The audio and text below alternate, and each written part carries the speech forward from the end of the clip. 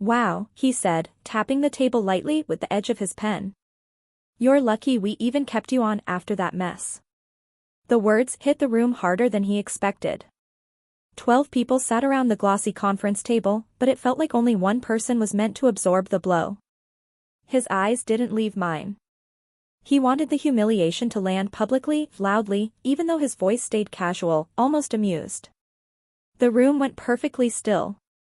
The projector hummed behind him, washing blue light over the slide that displayed my work, rephrased, repackaged, and claimed as his achievement. The graphs glowed behind his shoulder like a silent witness. No one corrected him. No one said a word. Their silence was the applause he wanted.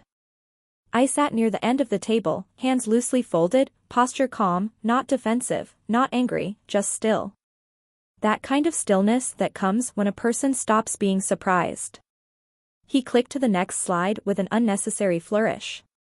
And as we all know, the Ridgeway account nearly turned into a disaster last month. Missing data, scrambled numbers, someone clearly wasn't paying attention. Someone. He didn't say my name. He didn't have to. A few heads turned slightly in my direction. A few more looked down at their notepads like they were praying to them. And fortunately, he placed a hand over his chest with the false modesty of a bad actor. I stepped in. Cleaned things up. Got us back on track. That's what leadership does. A few people laughed softly, the kind of laugh people use when they're clinging to the safest option in the room. The sound didn't reach their eyes. Then he looked directly at me. And you, he added, pointing the remote at me like it was a warning. Should be grateful you still have a job after that. I don't give second chances lightly. That was the moment the meeting stopped being a meeting. The air shifted, not dramatically, just enough for everyone to feel it. My pulse didn't rise. My shoulders didn't tense. I simply met his gaze with the calm he mistook for weakness. I understand, I said. 2 words. Soft, even, steady. The kind of answer that doesn't fuel the fire. But doesn't extinguish it either. His smirk grew, thinking he'd won something. The rest of the meeting dragged on with numbers and projections, but nobody was really following. Not the way they had been before his little performance. Something unseen had cracked in the room. You could hear it in the way people breathed. When the meeting ended, everyone avoided my eyes.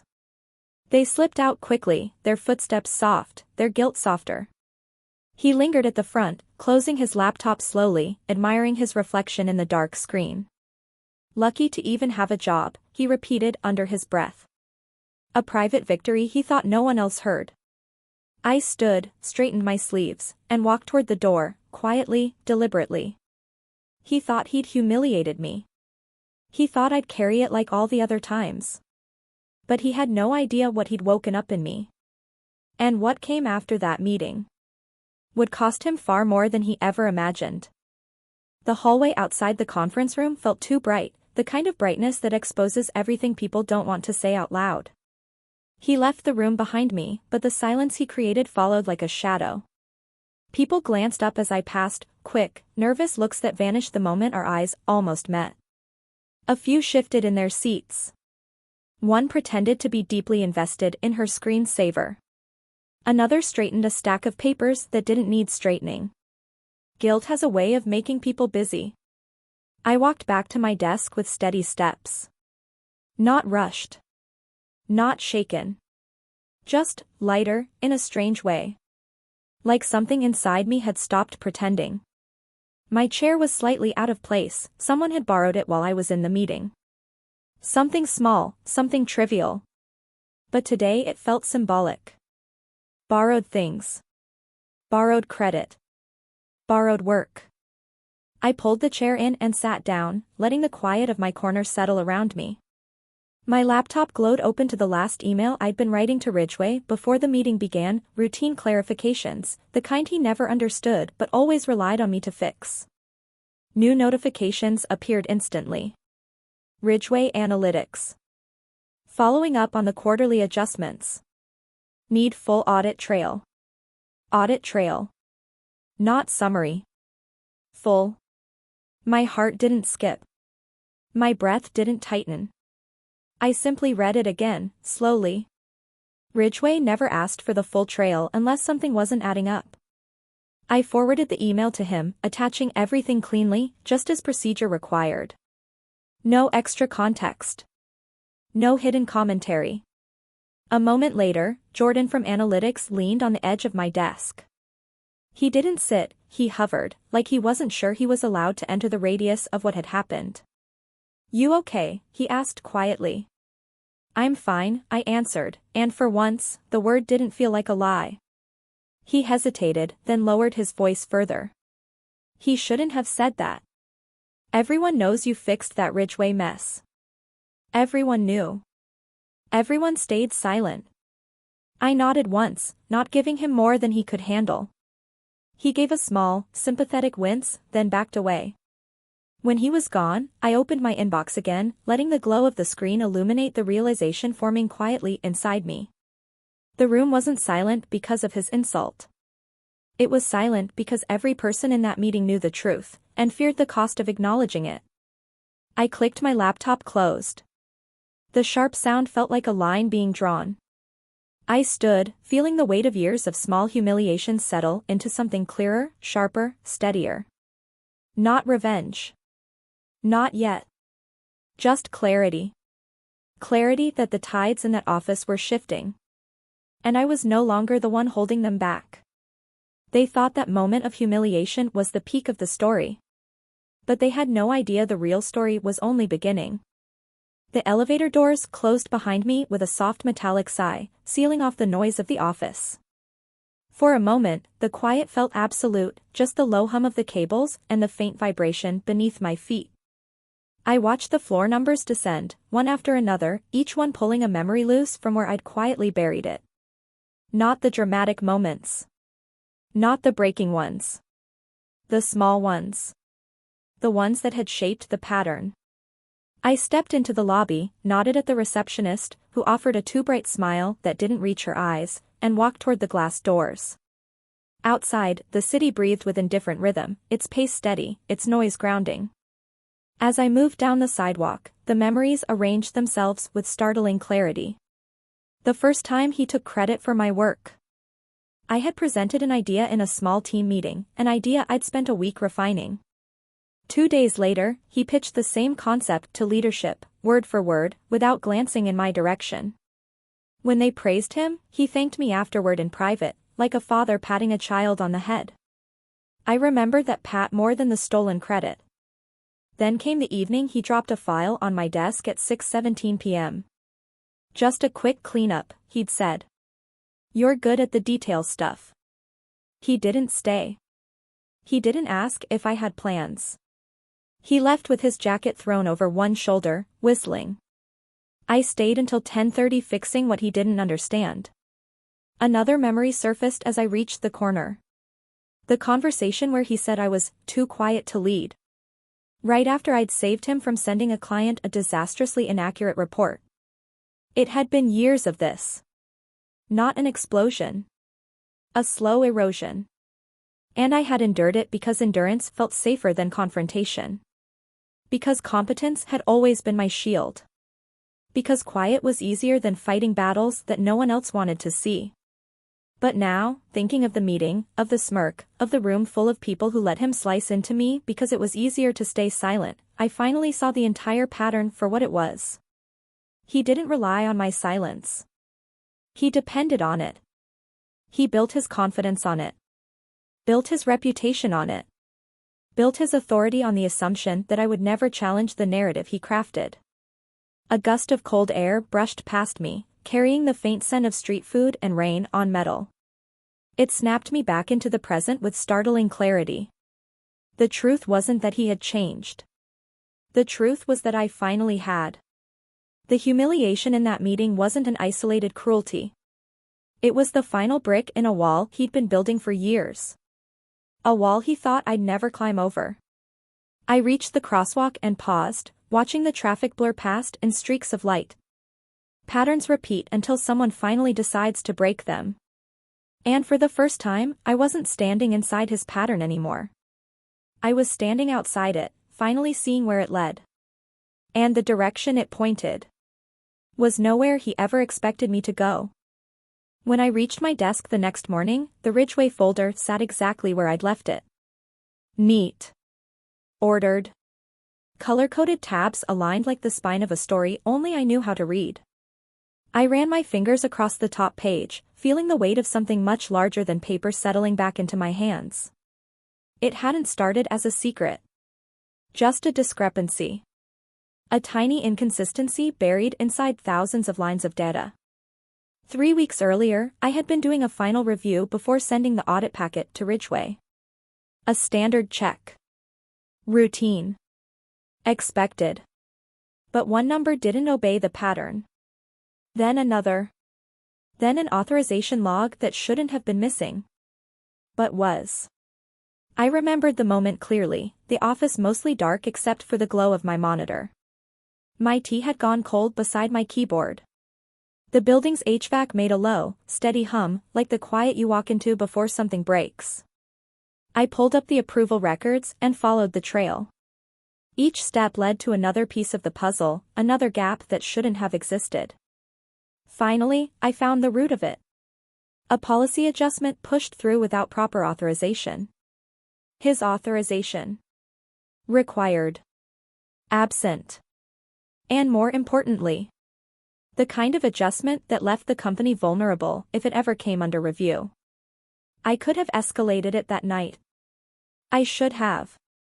But if it exploded, it wouldn't just hit him. It would hit the entire department. The team. The clients. The relationships I had spent years building. So I fixed it. Manually. Patiently. Quietly. I reconstructed the missing log entries in a way that preserved the timeline without falsifying anything. Cross-checked the corrections.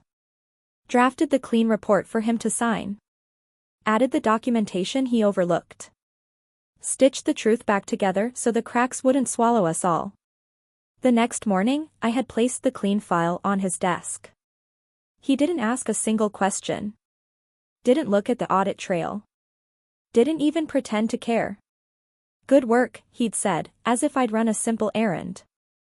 As if he hadn't just been saved from consequences he didn't even know existed. And then, weeks later, standing in front of the team, with the projector light bright on his face and confidence dripping from every word. He used that mistake to humiliate me. My correction. His error. Twisted into a public display of power he hadn't earned. I sat back in my chair now, letting the truth sit heavier and clearer than ever. He had never known how close he'd come to falling. Not because he was clever. But because I had held the ropes in place while he climbed. I pressed the folder shut gently, aligning the edges. The motion felt final in a way I hadn't expected. He believed the danger had passed because I had saved him once.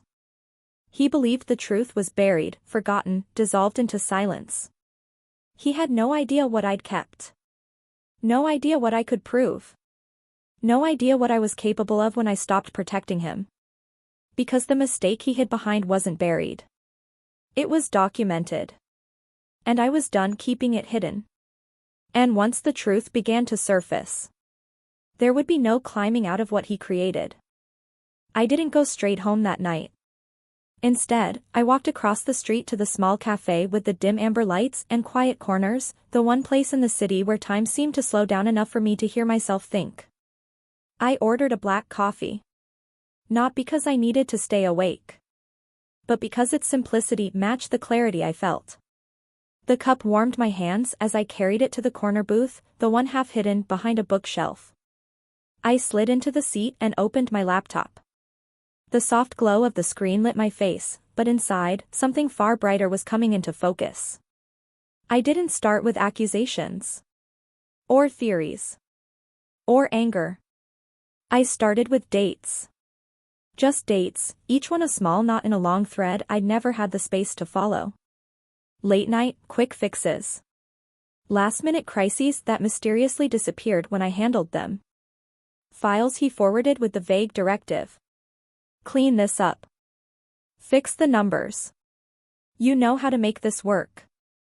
I listed them one by one, then added times, then cross-referenced emails, logs, calendar entries. Patterns began to surface. Not dramatic ones, quiet ones. But quiet patterns are the easiest to overlook, and the hardest to deny once they're illuminated. He had been careless in ways I hadn't fully allowed myself to see. Not because I was blind. But because I had been busy protecting the team, the clients, the company. Cleaning things up had become second nature. Almost instinct. But tonight, I wasn't cleaning. I was observing. The things he had taken credit for were suddenly distinguishable from his own work. His approvals lacked the detail mine carried. His communications were shallow, rushed, sometimes inaccurate. The gaps were subtle. Until you saw them all together. Then they were unmistakable.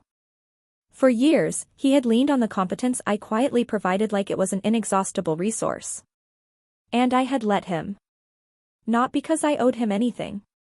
But because it was easier to preserve stability than to confront chaos. But now, looking at the growing map of facts spreading across my screen, I saw it differently. He wasn't the foundation of the department. He was the weakest point in it. And I had been the one holding everything steady. The realization didn't spark anger. It sparked precision. I pulled up the Ridgeway file again and copied the exact timestamps of the corrections I'd made, the ones that aligned too perfectly with his missing authorizations. Then I began compiling the emails where he deferred key decisions to me without documenting them. Then the system logs that marked my late-night adjustments. Document by document, the truth arranged itself in a calm, orderly architecture. Not revenge. Not sabotage. Just the truth, finally untangled from the silence that used to protect him. I took a sip of the cooling coffee and felt something settle in my chest. Not triumph. Not anticipation. Certainty. He thought I was leaving him with an empty office. He had no idea I was leaving him with the truth. And the moment that truth reached the right hands would be the moment everything he built on my silence began to crumble. I wrote my resignation at my kitchen table, long after the city had gone quiet. No music. No distractions. Just the soft hum of the refrigerator and the steady click of my keyboard. It didn't take long, less than 15 minutes, actually. People assume resignation letters are emotional things, full of apologies or explanations or carefully crafted grace. Mine wasn't. It was calm. Clear. Professional. The kind of clarity you reach only after years of swallowing frustration until it settles into something solid. I wrote. Effective immediately at the end of my notice period, I am resigning from my position. Thank you for the opportunities. Best regards. That was it. No defensiveness. No bitterness. No justification. You don't justify leaving a place that never valued your presence. I printed the letter and set it beside my bag, then leaned back in my chair. For the first time in months, I exhaled without feeling like the air caught on something on the way out. Leaving wasn't frightening. It was relief wearing the calmest possible disguise. The next morning, I arrived a little earlier than usual. The office was still waking up, lights flickering on, the smell of fresh coffee seeping down the hallway, a few early risers hunched over screens they weren't really awake enough to understand yet. He wasn't there yet. His door was open, his chair slightly angled, his desk cluttered in ways that told more truth than he ever would. Chaos hidden beneath confidence. I walked inside and placed the envelope neatly in the center of his desk. Not tucked under something. Not hidden. Impossible to miss. The sunlight was just beginning to hit the glass walls, casting long shadows across the floor. I stepped out of his office and closed the door gently behind me. Not slamming. Not dramatic. Just final. Back at my desk, I opened my laptop and began tying up the last loose tasks, organizing files, cleaning shared folders, answering a few emails with calm, efficient precision. It didn't feel like ending something. It felt like reclaiming something. He walked in 15 minutes later. I didn't look up at first, but I heard the pause, the halt in his footsteps when he saw the envelope. Then the soft rip of paper. Then silence. A deeper one than usual. He said nothing. Not yet. He was processing the idea that a woman he had underestimated for years had made a decision he couldn't control. A few seconds later, he stepped out of his office. His voice was controlled, almost strained. "Adriana," he said. I turned slightly in my chair, the calm I'd carried all morning settling into place like armor. "Yes?" "Come to my office, please." Not a command. Not this time. A request wrapped in fear. I stood, smoothed my blouse, and walked toward the doorway. Because he was about to realize something he never imagined. He hadn't lost an employee. He'd lost the one person who understood how fragile his entire world actually was. And when I stepped into his office, he would finally understand what my silence had been protecting. His office always smelled faintly of cologne and ego. A controlled space. A curated image. A place where he believed every conversation would favor him simply because the door closed behind you. But that morning, when I stepped inside, something was different. He stood behind his desk holding my resignation letter with both hands, as if gripping it tightly might somehow change the words on the page. His eyes flicked up at me, searching for something, hesitation, regret, fear, anything he could use. He found nothing. "Adriana," he began slowly, it's not the right time for you to leave." I didn't sit. He didn't offer a seat. "You're in the middle of several important deliverables," he continued. "And the team needs you. I need you." There it was. Not sincerity. Pressure wrapped in a softer tone than he usually used. "You're one of our strongest performers," he added quickly, as though the compliment might rewind everything he'd done. "Let's not make an emotional decision over a misunderstanding." I met his eyes steadily. It wasn't a misunderstanding. His jaw tightened. That was the first crack. He walked around his desk, lowering his voice. "You're overreacting to what happened yesterday." The meeting got tense, but it wasn't personal. You don't tell someone humiliation wasn't personal when you delivered it with a smile. "I'm not reconsidering," I said calmly. His nostrils flared, something small, but impossible to miss. He raked a hand through his hair and tried a different angle. "Look, you're good at the operational stuff. The details. That's your strength. But outside this team, outside this environment, your skill set might not translate the same way. Stability is hard to find out there." There it was. The disguised insult, the familiar condescension dressed up as career advice. A quieter version of, "You won't do better than this. You won't be valued anywhere else. You're lucky to have me." Only now, the edges of that lie were cutting into his own fingers. "I appreciate the concern," I said. "But I'm leaving." He blinked, taken aback by how simple the truth sounded when spoken out loud.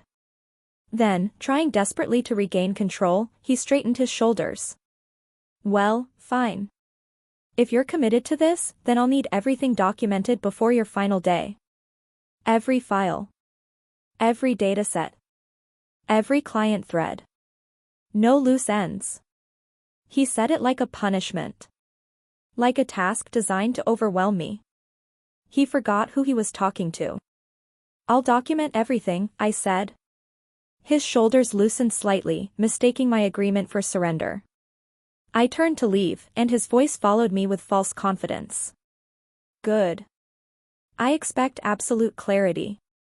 I paused with my hand on the door. Not to argue.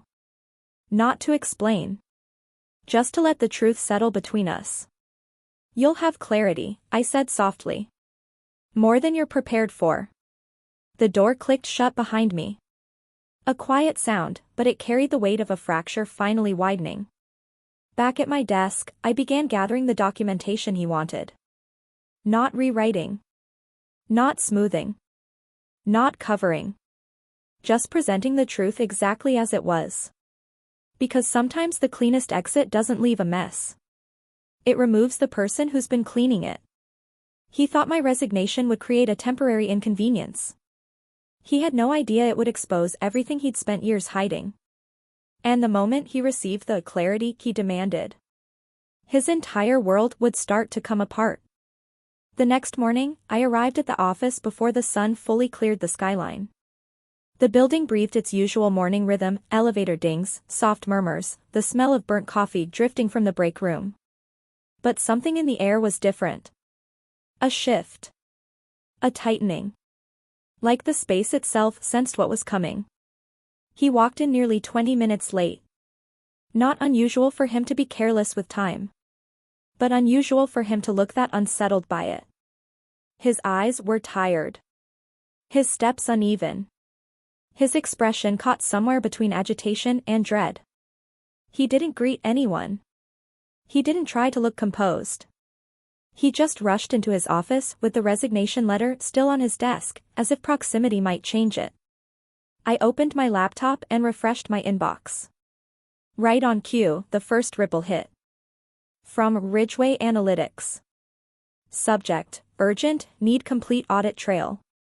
We need the full history of last quarter's adjustments, including all authorization logs. Full history. Not the sanitized version he believed existed. Not the version I'd protected for him last time. I forwarded the message to him with the attachments he requested yesterday. The raw files, the untouched records, the logs exactly as the system preserved them.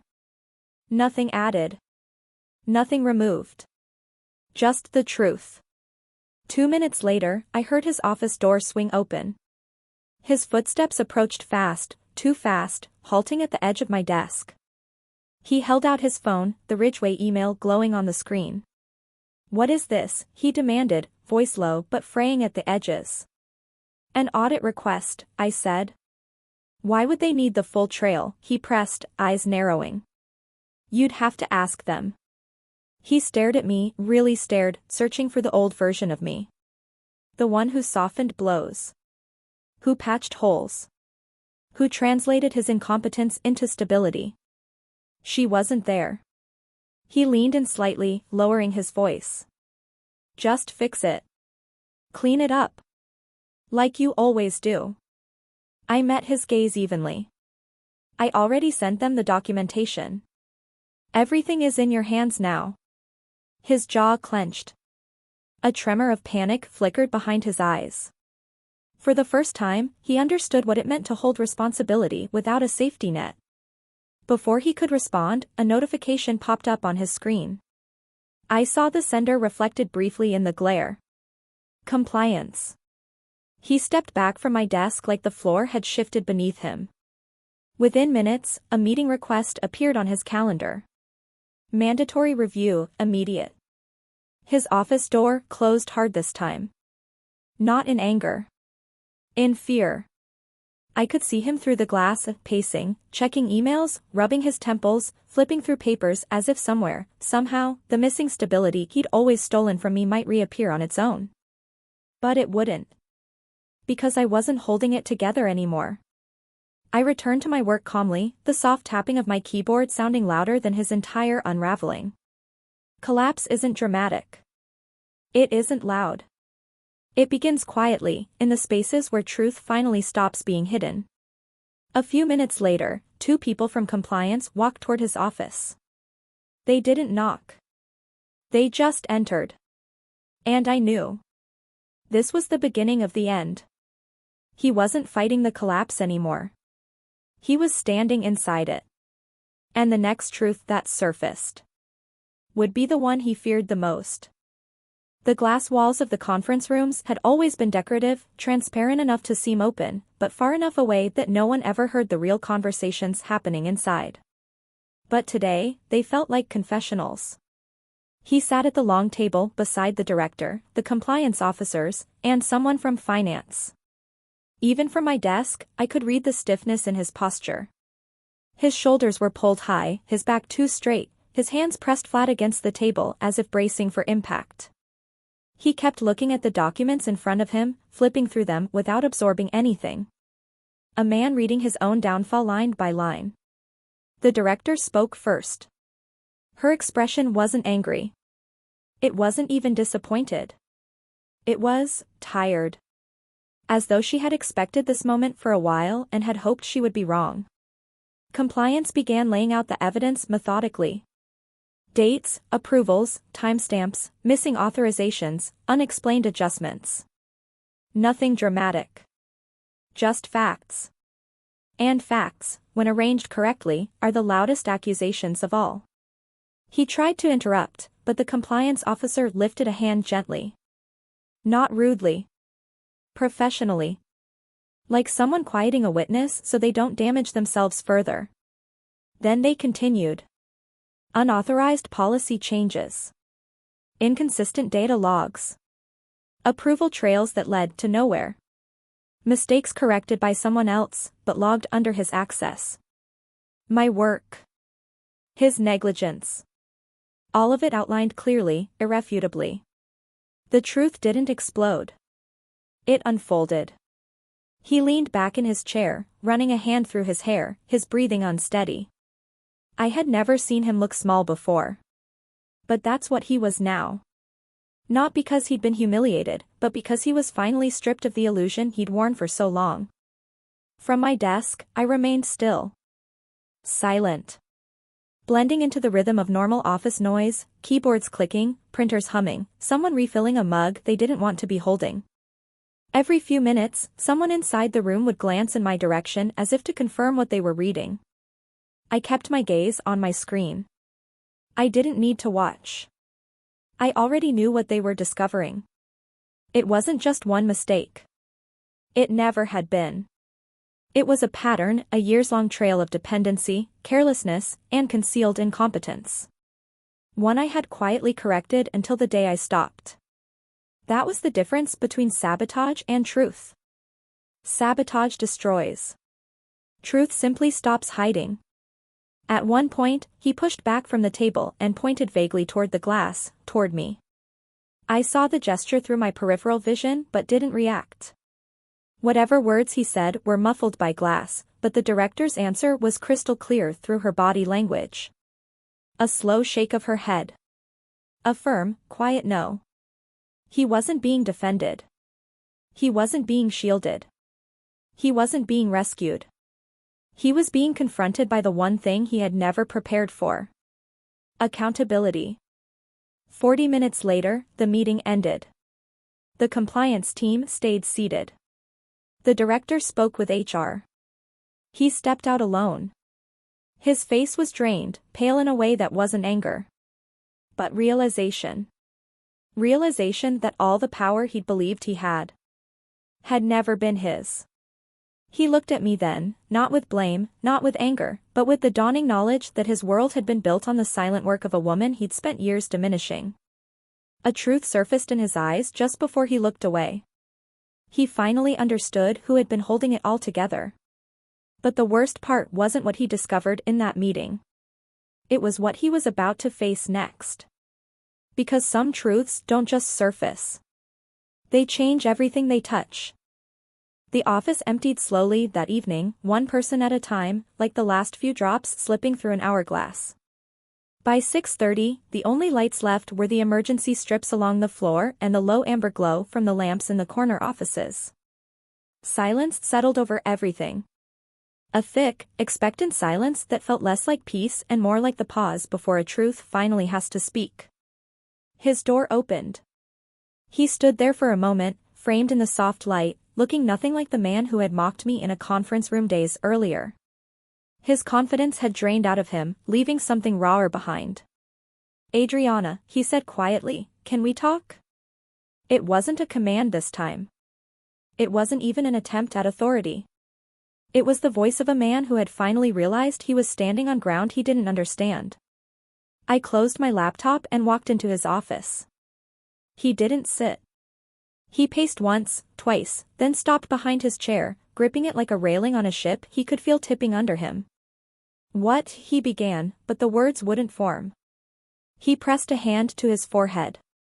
I need to know what you told them. I told them the truth, I said. His eyes flicked up, wide. Which truth? All of it. The chair creaked under his tightening grip. He swallowed hard. You know how these things look. Without context. Without explanation. His voice trembled at the edges. They're acting like I meant to do something wrong. You made mistakes, I said calmly. Repeatedly. He shook his head, panic rising. But you always fixed them. You always. He stopped himself, realizing too late what he'd confessed. I let the silence answer for me. He tried again, voice lower now. I relied on you. Okay? I trusted you to handle things. Trusted? I repeated softly. He winced, not at the word itself, but at the realization that he'd used it incorrectly for years. Trust implies respect. He had only ever relied. And reliance built on disrespect isn't trust, it's exploitation. There has to be something you can say, he whispered. Something you can do. There isn't. He stared at me, shock settling into his bones. He hadn't believed that sentence was possible, not from me. He had built his entire professional life around the assumption that I would never deny him stability, never let him face the consequences he created, never step out from behind the curtain he'd been standing in front of. He looked at me the way people look at a familiar building after realizing it was the foundation holding them steady all along. Adriana. My name broke in his mouth. Please. Tell me what happens now. For a moment, I said nothing. Not out of cruelty. Out of clarity. What happens now, I said, is whatever the truth decides. He exhaled shakily, sinking into the chair. The collapse wasn't dramatic. It was quiet. It was real. I turned toward the door. Wait, he said, voice cracking. Can't we fix this? I paused, hand resting on the frame. You spent years assuming I would protect you, I said softly. But the truth is, you were never the one holding this place together. I let that sink in. It hit him harder than any accusation could. Then who was, he asked, almost a whisper. I looked at him, really looked, and saw the exact moment he already knew the answer. Me, I said. And you never even noticed. And as I walked out of his office, he finally understood. The truth wasn't coming for him. It was already here. By the next morning, the entire floor felt like it was holding its breath. People weren't whispering. They weren't avoiding eye contact. They were moving slower. As if the air itself had thickened into something heavy and watchful. He arrived earlier than usual. Not confidently, not with that brisk, self-satisfied stride he normally had. But carefully. Tentative. Like he was afraid the ground beneath him might shift. He didn't greet anyone. Didn't glance around the office to make sure he was being seen. Didn't adjust his tie or run a hand through his hair with that subtle air of performance. He walked straight into his office and closed the door softly. Softly. That was the strangest part. A man who always made noise now afraid to disturb the space he once dominated. It didn't take long. At 9:14 a.m., HR walked in. Not hurried. Not aggressive. Just composed. 2 minutes later, compliance joined them. Then finance. Then the director. They gathered in the conference room. The same room where he had tried to humiliate me. But today, the energy shifted. Glass walls have never felt so revealing. He was called in at 9:22. The moment he stepped inside, the silence outside the conference room deepened. People pretended to work. Screens were scrolled through without focus. Coffee cups were lifted and set down without being tasted. Everyone understood what was happening. They just didn't know how far it would go. Inside the room, they laid everything out. Not loudly. Not dramatically. Just fact by fact, line by line, mistake by mistake. He tried. God, he tried. To talk his way out of it. I watched him gesture, palms up, pleading for context. Then pointing toward the documents. then rubbing his face with both hands like he could erase himself from the scene. But the director remained still. Compliance remained focused. HR remained calm. He wasn't being attacked. He was being seen. That was far worse for him. At one point, he turned in his chair, eyes scanning the office beyond the glass, searching for me. Maybe for support. Maybe for intervention. Maybe because he couldn't comprehend navigating consequences alone. I didn't move.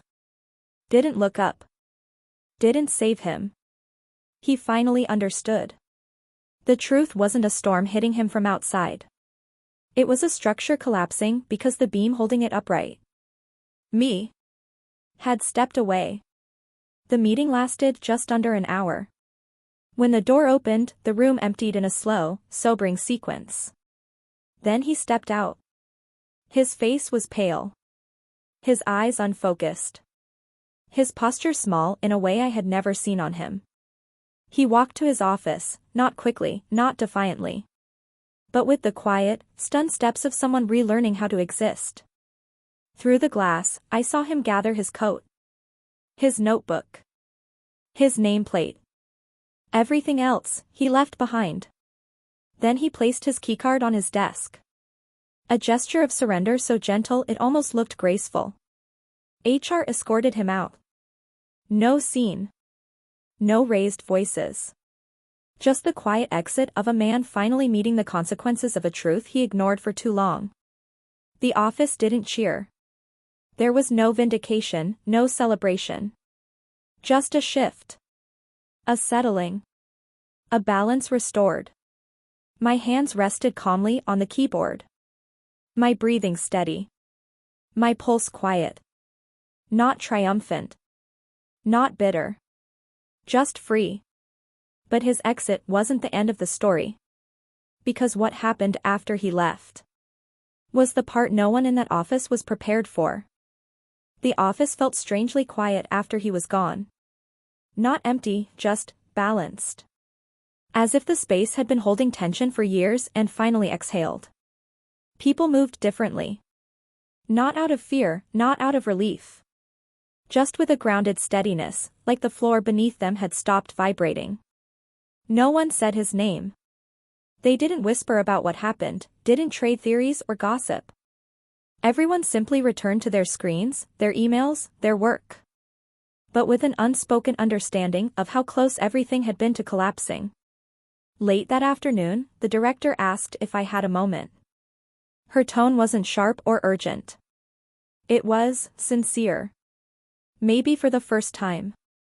Her office was warm with late sunlight streaming across the carpet. She didn't sit behind her desk. She sat in the chair across from mine, leveling the room, softening the space. Adriana, she said, folding her hands gently. Thank you. 2 words. But this time, they carried weight. The weight of someone who finally understood what she hadn't seen before. I didn't respond right away. I wanted to hear the whole truth when it finally came. She continued. I should have noticed sooner. Your work, your consistency, the things you carried.